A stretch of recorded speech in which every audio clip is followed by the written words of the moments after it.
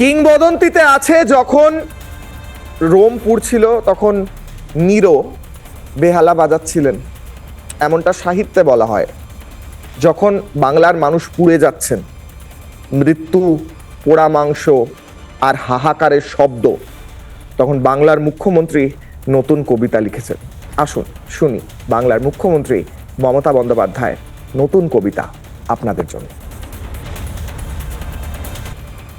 কবিতাটার নাম হচ্ছে উপহাস।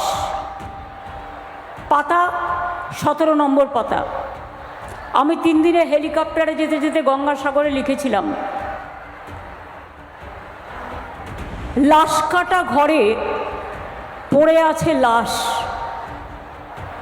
কত মানুষ মারা গেছে আজ পর্যন্ত? 140 জন হয়ে গেছে প্রায়। লাস্যময়ীরা করে উপহাস, মৃত্যুর যন্ত্রণায় কাঁদছে বাতাস। প্রাণঘাতীদের টর্নেডো ঝড়,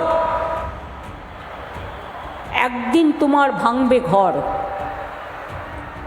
আজ যারা চিরস্তব্ধ, আগামী দিন তোমাদের করবে বিদ্ধ। দেশে জন্মেও তারা বিদেশি, তোমরা কিভাবে হলে স্বদেশী? তোমার চোখে রক্তপিণ্ড, ওদের জীবন লণ্ডভণ্ড।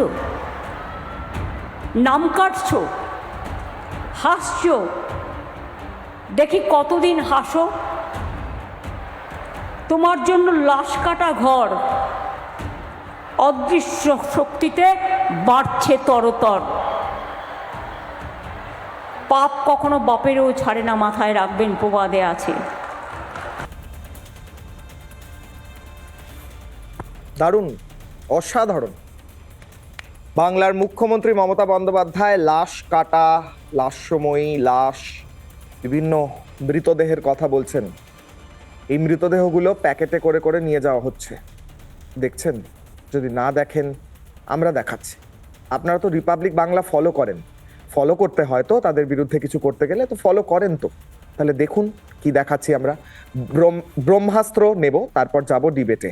আজকের ব্রহ্মাস্ত্র, কিশোর অগ্নিবাণের আজকের ব্রহ্মাস্ত্র। ব্যর্থ সকল দপ্তর দায় নিয়ে কবে পদত্যাগ করবেন মমতা?